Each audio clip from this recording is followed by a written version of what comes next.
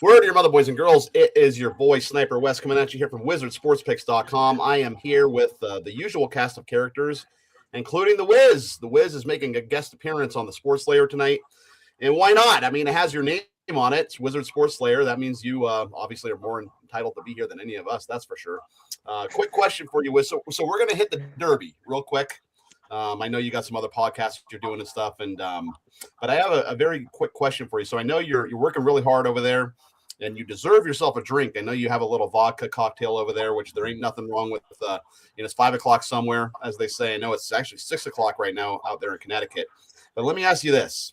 So at the Kentucky Derby, they drink the mint juleps, I believe. Are you a big mint julep guy? I never had one. I never had one. You've been there. You've been to the Derby four times. You never had one. I never had one. No. Not your thing. I think it'd be too sweet for me, you know? Yeah, well, I don't know if anybody here knows what a mint julep is or wants to look it up. It kind of sounds almost like a Cuba Libre or something, like put a bunch of mint leaves in your drink. Kind of like a mojito, I guess. Yeah, maybe like a mojito.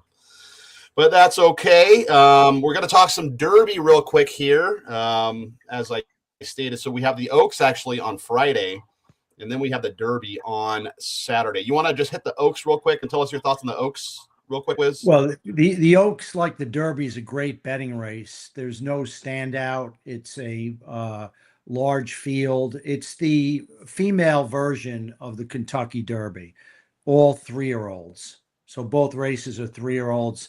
It's a large field. It's going to be a dry track, which is really good. It's basically trip dependent. You know, when you have such a big field, it's the pace, who sets the pace, how fast the pace is, and who gets the best trip and who can get the distance, especially the Derby at 1.25 miles. None of these horses have run at 1.25 miles before. So it's a test of stamina and class. And the Oaks is shorter, but it's same thing. You know, it's who's peaking at the right time at this time of year. And I know that we did our horse show on Tuesday. We're actually, public service announcement, we are doing another Derby and Oak show on Thursday, tomorrow. If you guys want to check that out, I believe we're going to do that at 3 p.m. Eastern Standard Time. Don't hold me to that on the time. We'll figure out a time with me and Wiz, but we do want to get you one more show in before the Derby actually happens. But Wiz, tell us about where we can find the race card. I know we can find that over on your racing site, and maybe even possibly we might be having that on the sports site as well. Yeah, well, my products are sold at wizardracingsports.com. I have 3 products. I have the betting window, which is selections for every race, but then I map out wagers for you. So I tell you exactly how to bet that race. So it could be a simple win bet, exactas, trifectas. It could be a part of a pick 4. That's the skill, the expertise is really not only handicapping the race, but knowing how to bet it. So that's all available. I have that. I have the full card selections, which is in-depth analysis on all the selections I make. So you get a clear picture on why I like that particular horse. I always have 4 best bets. I have both days prices, like several huge prices picked on top. So, you know, it's a day where I step in. It's a great betting day because there's a lot of stupid money in the pools. Everybody plays Derby Day. So you get sometimes some great prices, especially if you play a trifecta and you land and you hit more than the win bet, more than the exacta. If you hit a trifecta, it pays off handsomely, especially if you have a price play in there. I want to mention that there's been a late scratch from the Derby, a horse that would take a little bit of money. It was 20 to 1 on the morning line and figured to be around that price. And that's Silent Tactic, trained by Mark Cassie. They discovered the horse had some feet problems, and they just decided to take the horse out of the race to risk any further injury.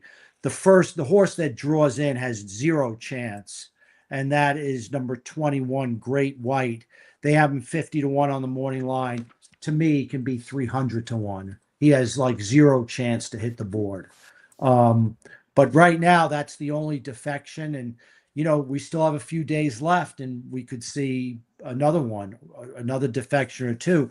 There's other horses on the also eligibles. There's 3 others. So they draw, as one horse scratches out of the race, the next horse on the AEs would move in to the starting gate. All right. And then, we'll just go down the field here for the Derby once again. I know we did this the other day, and we will probably do it again tomorrow. So our contenders, obviously there's a lot of pretenders here, but our contenders that you deciphered on our show were Renegade, Commandment, Dannon, Bourbon, So Happy, the Puma, Chief Wallaby, Emerging Market, Further Ado. So those are the horses that you think that actually win this race. Do you still feel the same way? Yeah, I feel the same way. I mean, I've already made my picks. I'm just waiting to type it up to write it out. But I'm going to add in, not that the horse could win, but I'm going to use this horse. And I didn't mention him. It's one of those things where, like today, I just looked at something a little differently. That's what happens. You have a game that wasn't on your radar and something just happens that you land on it and you didn't expect it.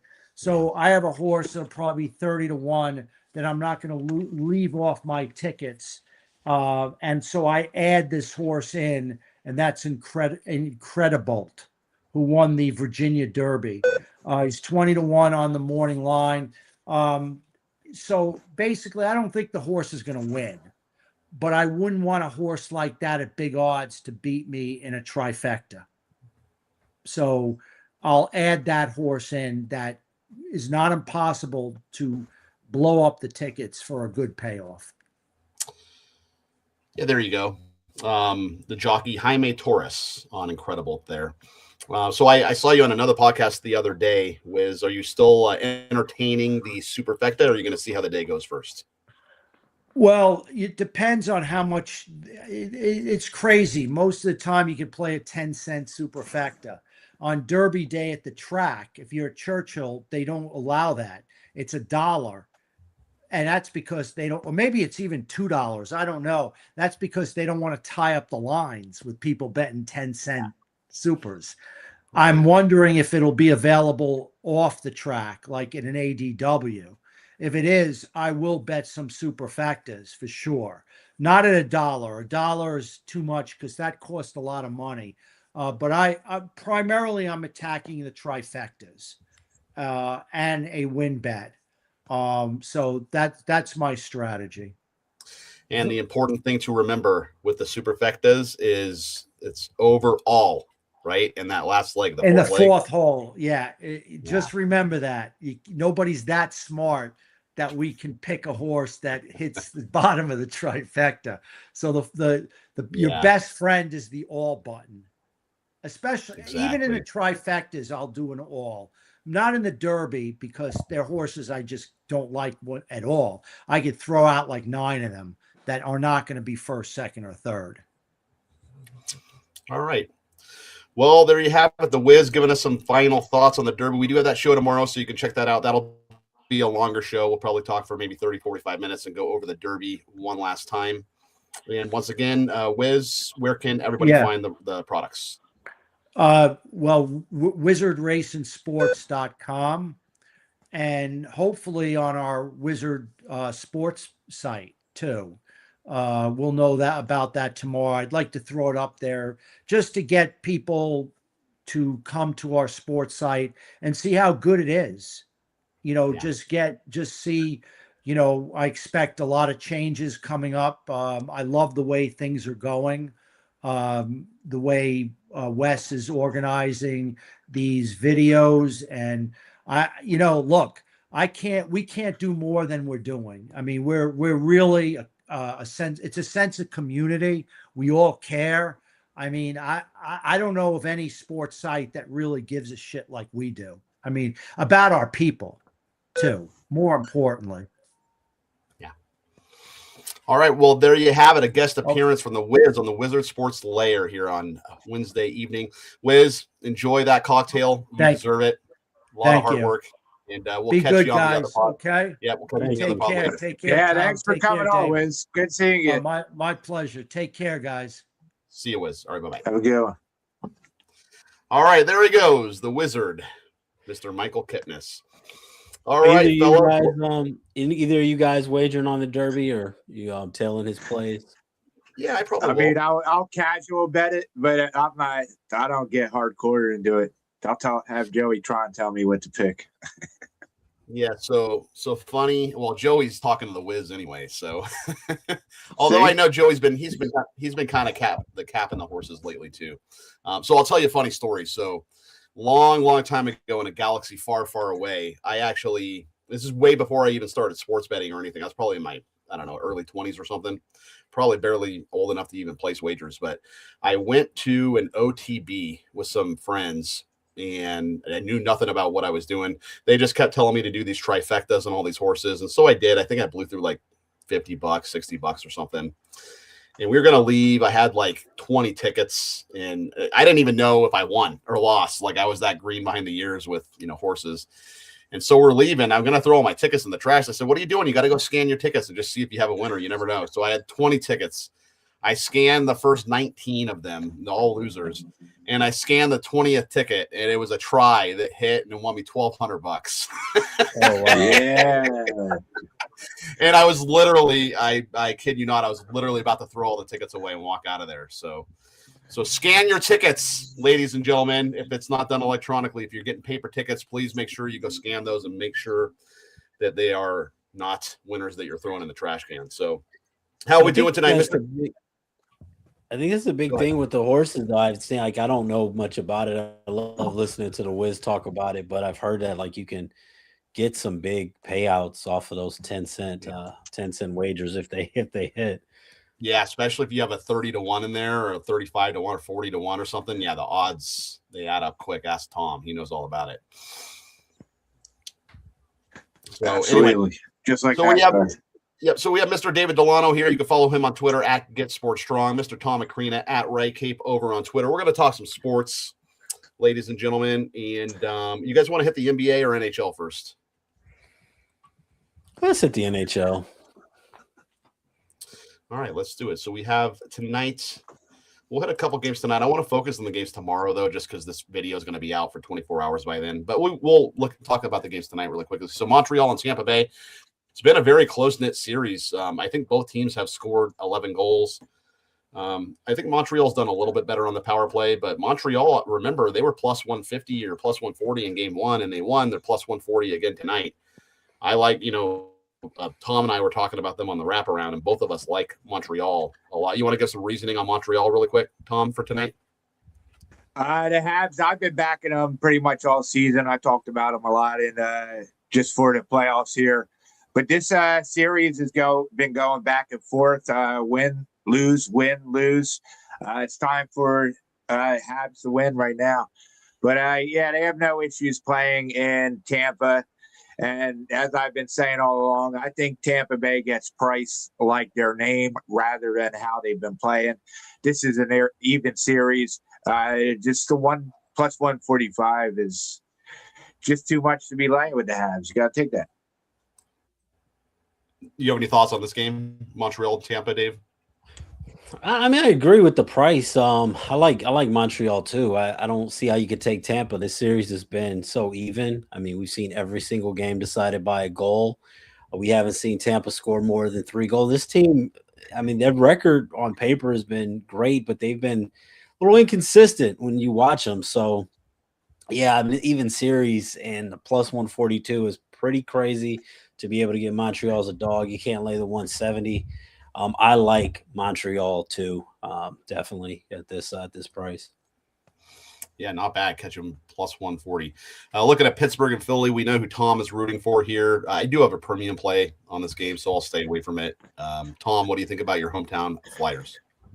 Yeah, I gave out the first period under and wrap around earlier. I feel like we close it out. Obviously, I'm on the series price, so I'm not going to mess with the money line tonight because I just have a better money line price sitting in my bank account that I'm trying to cash here. But Yeah, I think that Pittsburgh's going to start off strong, and then Philadelphia's defense is going to be the key here. Goaltending as well. I just like the Flyers at home. I think we finish it off tonight. All right. Let's talk about Utah and Vegas here.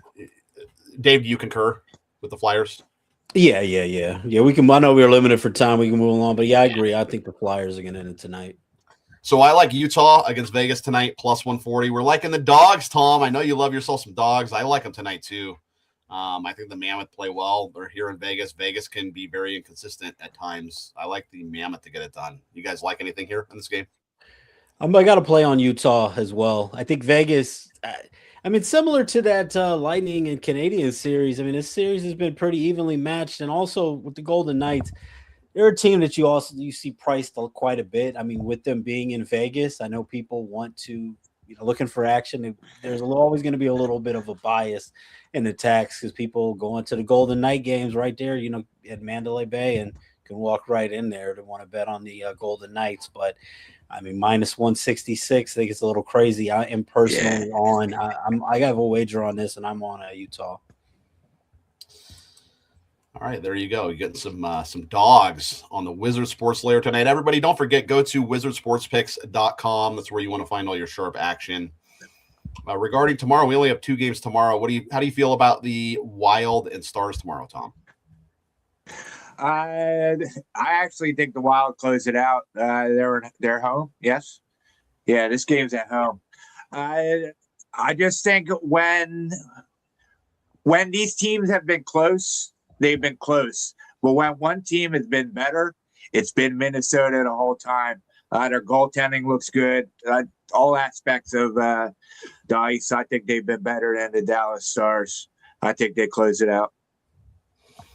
All right. And looking at Edmonton and Anaheim, I'm probably partial to the over here, believe it or not. I mean, there's just been a lot of goals. Obviously, the last game went under. How do you feel about Edmonton, Anaheim, Dave?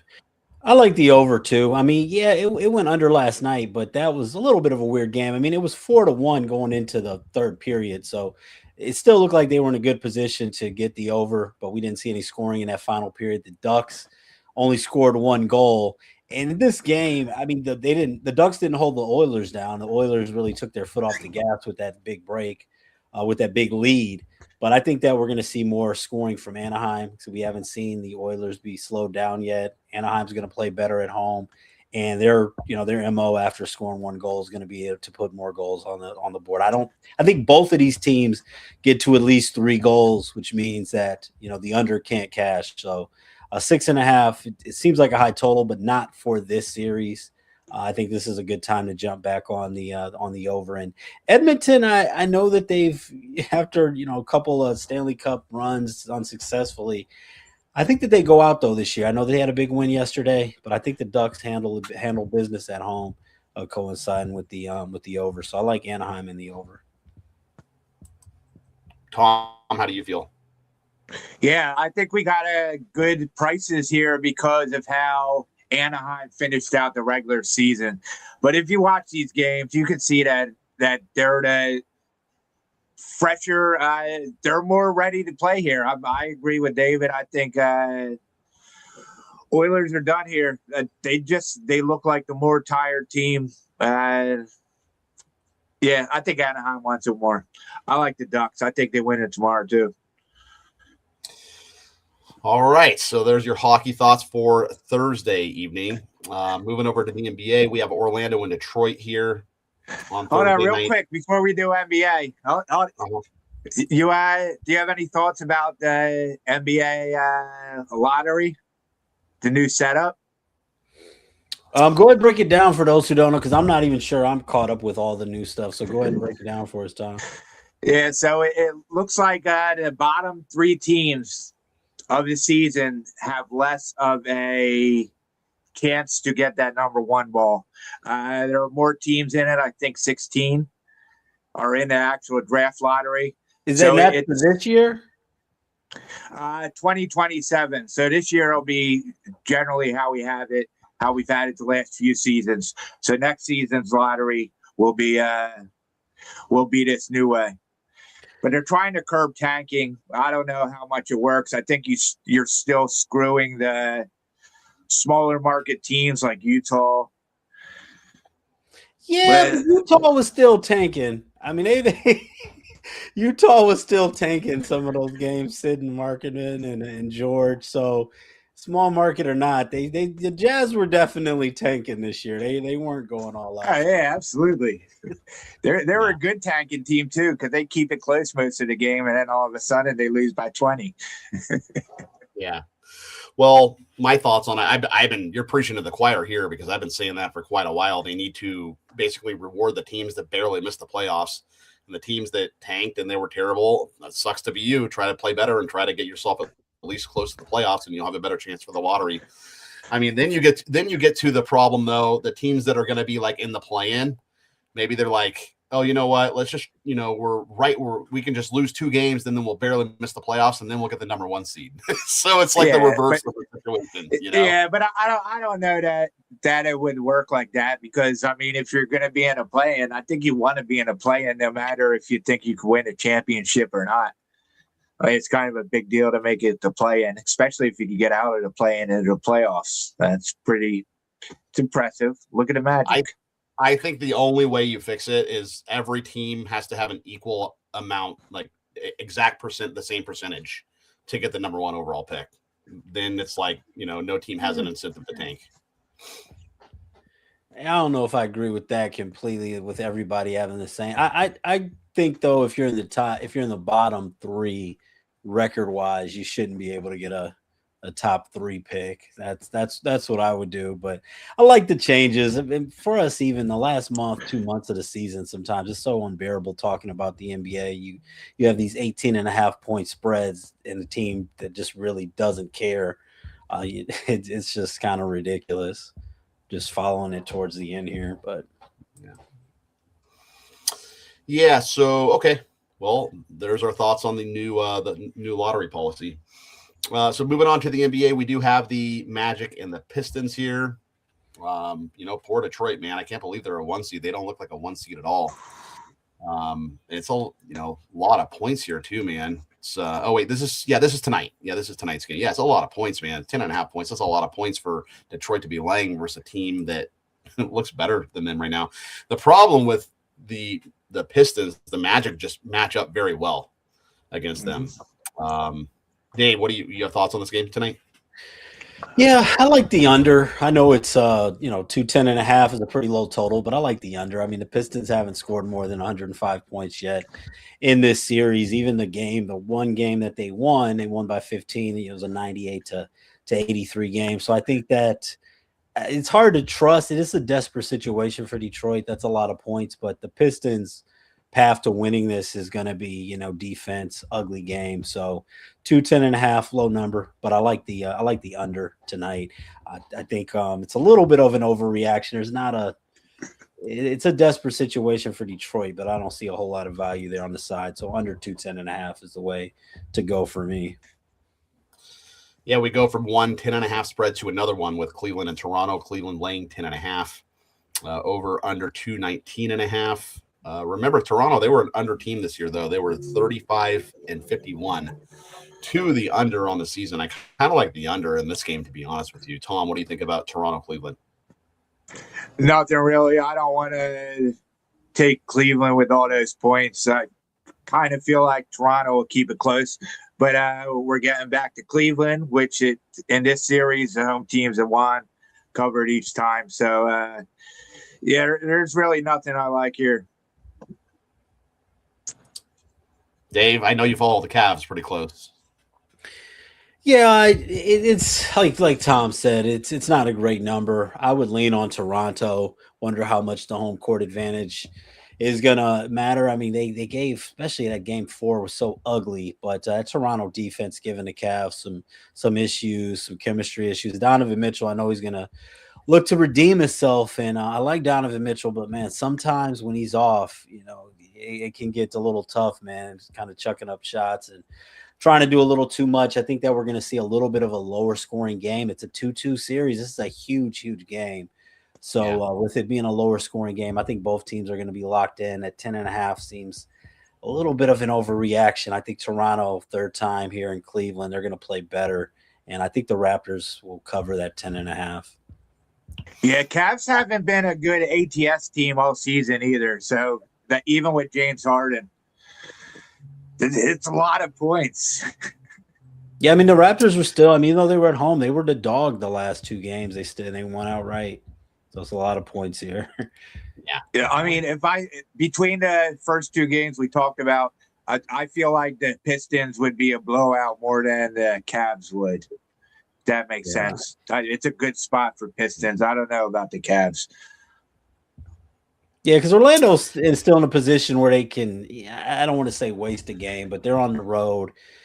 It's not a lot of urgency as for Orlando. I think Toronto. I mean, they really want to pull this off. This is a game that they really need. So I think both teams are going to be locked in. All right, moving right along, we have the Rockets and the Lakers tonight. Spread's down to 3.5 in this game. Have we heard about Austin Reeves, AR? I know he's questionable. I don't know if he's going to be playing. Anyone hear anything? Nothing yet.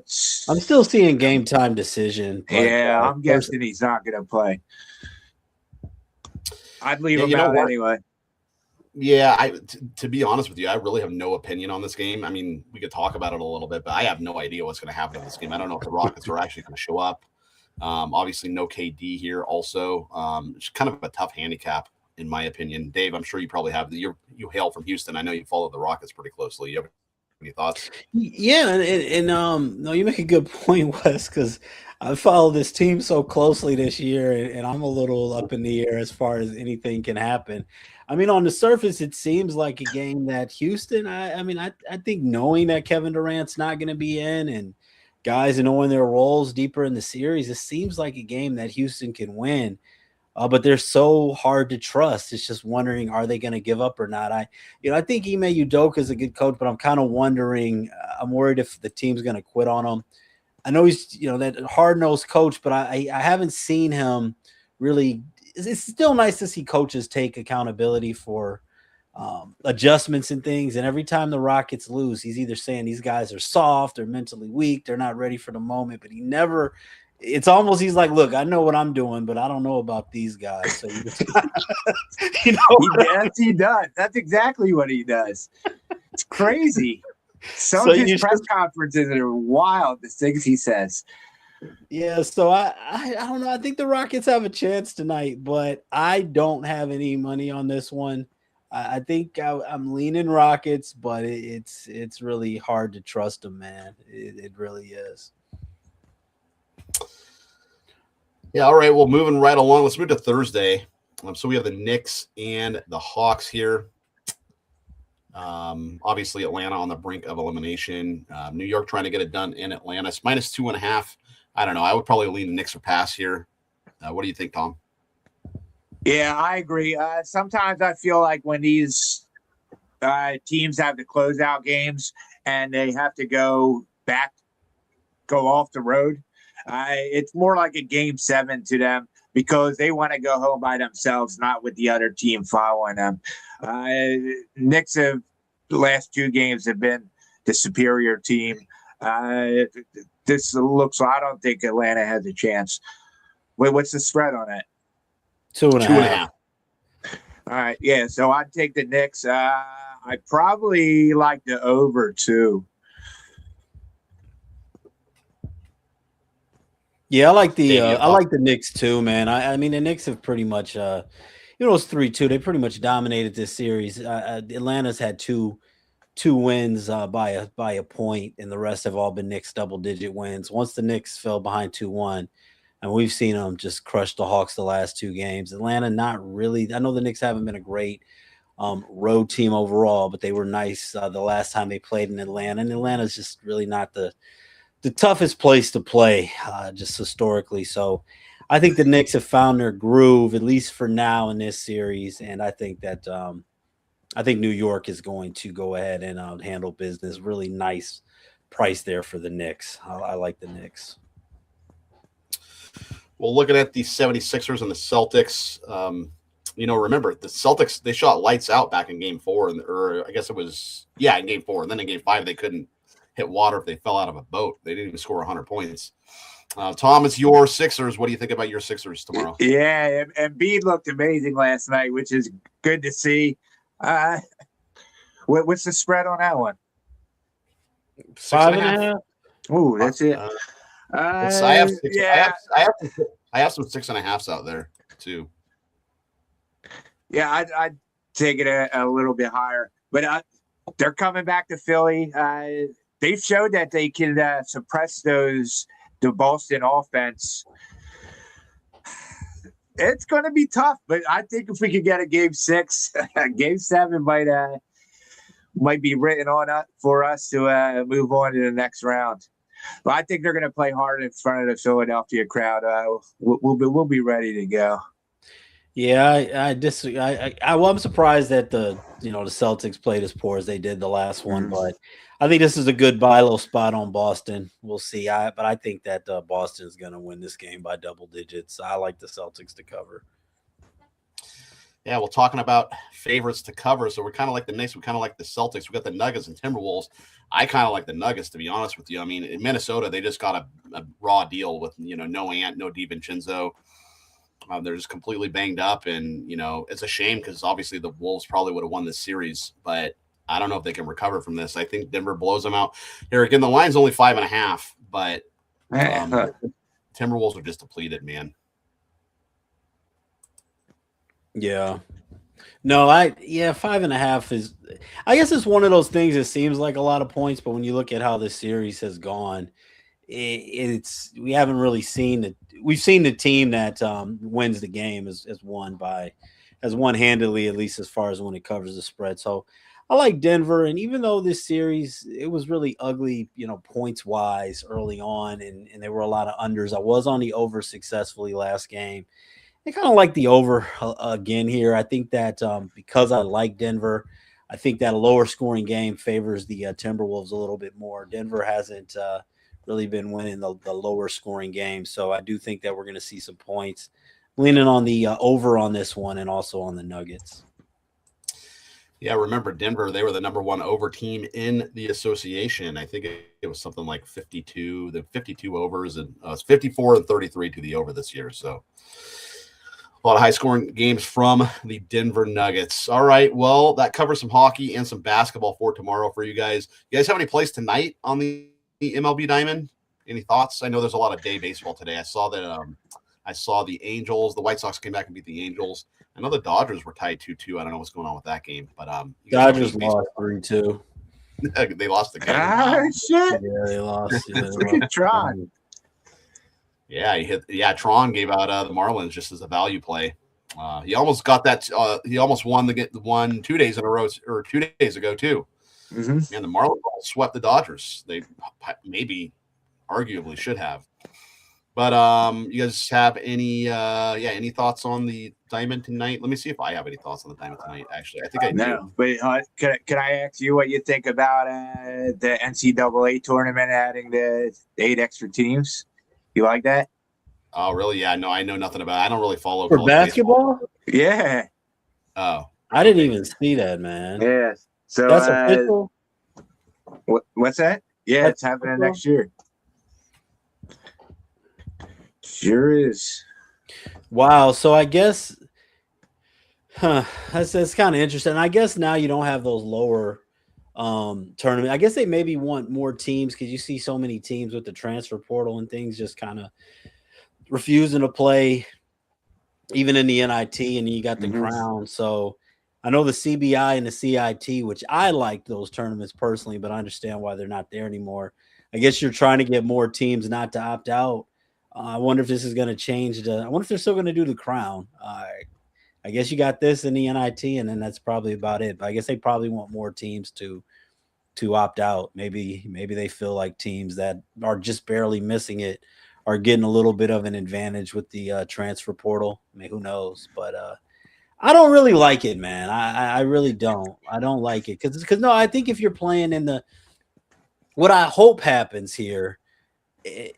Here's why I don't like it, because I feel like I like the mid-majors, but I feel like the way that this transfer portal's gone, we've kind of seen an end to the Cinderellas. So I would like to see more smaller schools get in, but what I think is really going to happen with this is you're going to just start to see, if you're in the Big Ten or the SEC, the regular season doesn't matter. You're going to probably see every team from the Big Ten or the SEC make the tournament just about. So I don't really like it. Well, I think it's set up so that the last, or I don't know if it's the Final Four or whatever they're going to call it, half of them are bigger conferences, the other half are smaller conferences. So you have four smaller conference teams playing, kind of like how the first in were for the Tuesday, Wednesday games. Same thing, just more teams. The same, same setup. Yeah, that might be nice. I mean, as far as if you have a team from like the Big South or something that has a great season, and they're 17-1 or 16-2 in a conference, they lose the conference tournament, still give them a shot. But yeah, if it's going to lead to like a 16-16 USC team getting in, I don't really like it. I feel it.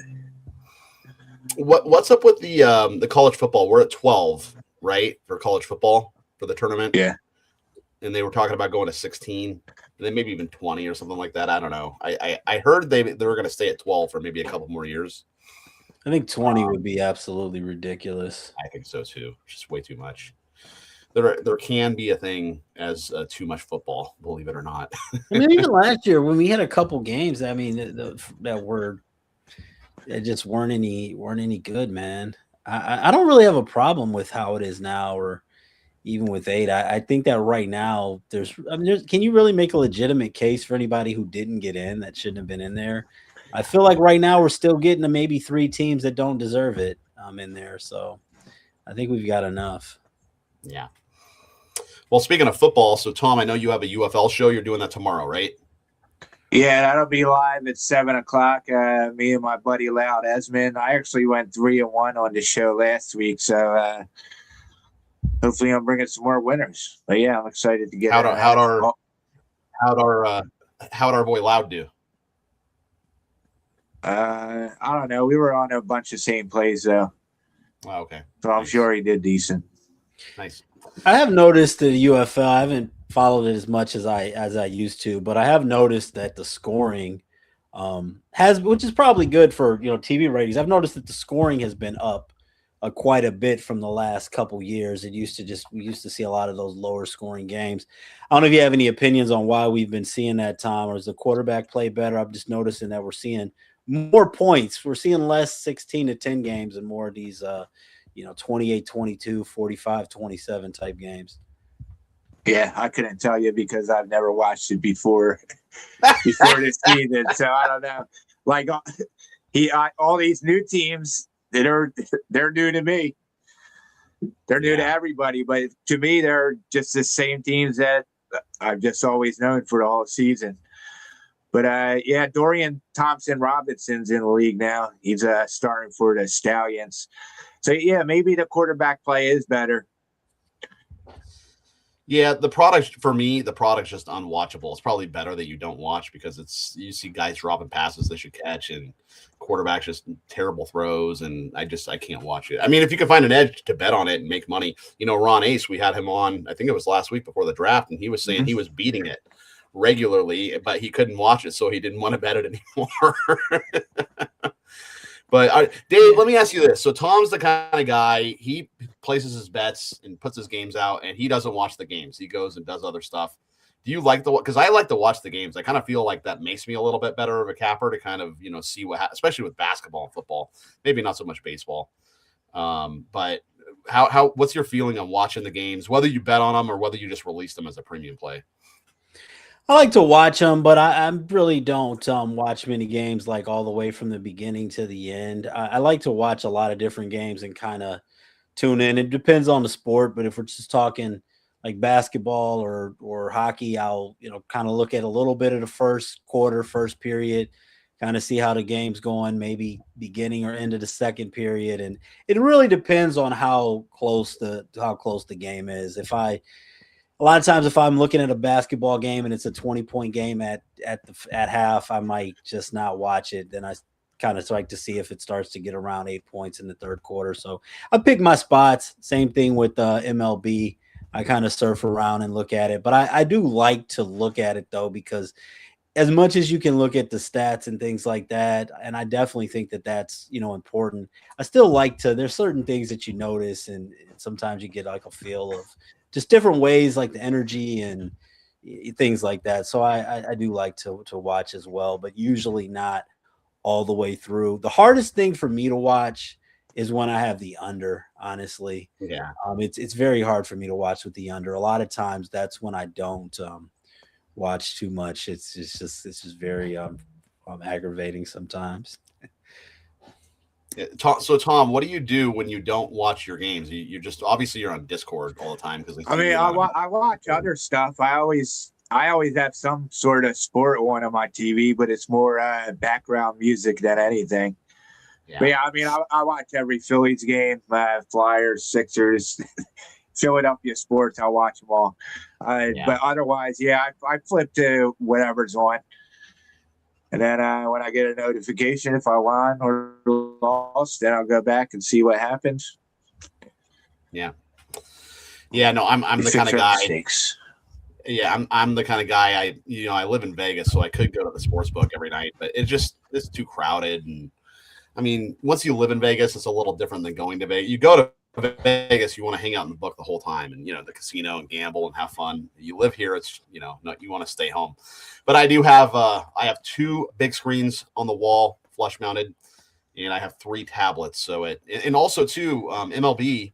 The MLB package, and also Major League Baseball Network. They have the big inning, right? The MLB big inning, and you can watch. They put the quadrants. They put 4 games on one screen, which is that gives you 4 extra games there. So at any given time, I'm usually watching about 5 games at once. It's kind of like a homemade sports book.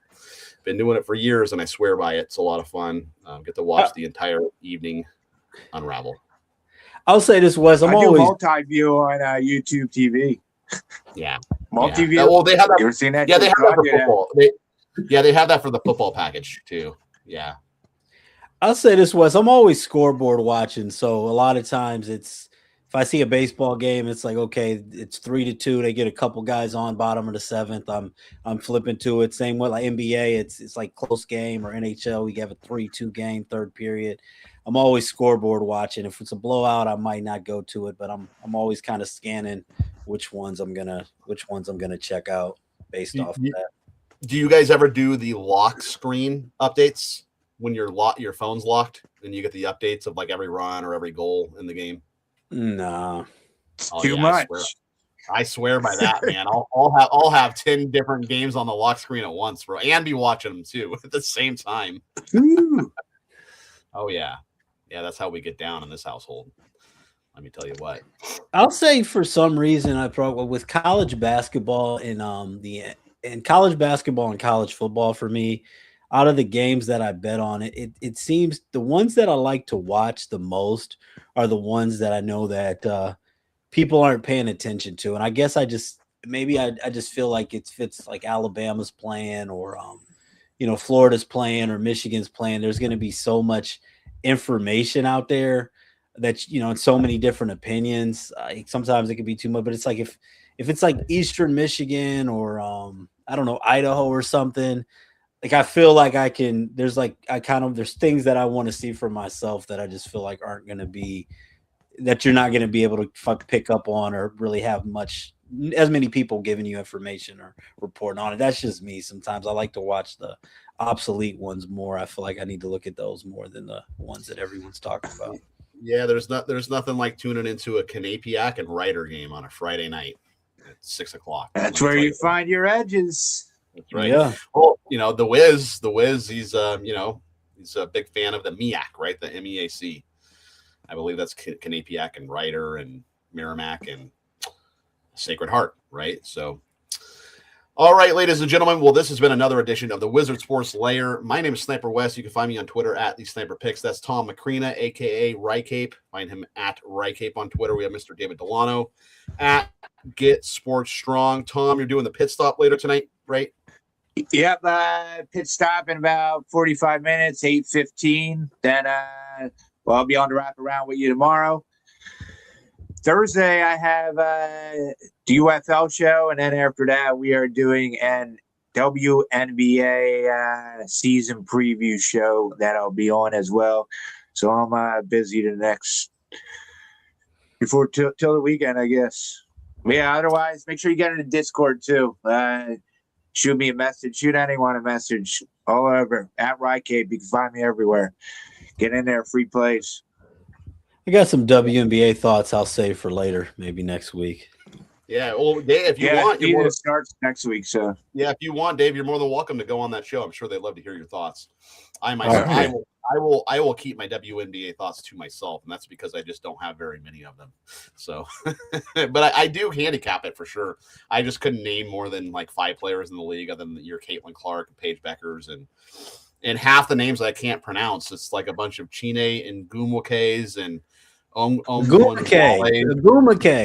I can't do it, man. It just doesn't come off. It's not that hard. Giannis, see, I have no problem with Giannis Antetokounmpo. That's totally fine. But when I venture off into the women, it's a little more difficult. We do have the 2 expansion teams, though. We have the Portland Fire and Toronto Tempo. And remember, the Valkyries. The Valkyries did very well last year as an expansion team. In fact, if you bet on the Valkyries, I think the entire first half of the season you were making money. They were they came out, shot out of a cannon, and did very well. Interesting to see if the 2 new expansion teams do the same. But you can hear all about that on the WNBA show tomorrow night. That's going to be Right Cape, Joey Tron, and I believe Kevin Thomas is making a guest appearance on that as well. So, okay, ladies and gentlemen. It's been another edition of the Wizards Wraparound. Thank you for joining us, and we will be back next Wednesday, the same show, same time, same place, and enjoy the Kentucky Derby. But until then, we'll put out all sorts of content starting tomorrow, each and every day, okay? So good luck, everybody. Peace out, and keep firing. Let's catch some tickets.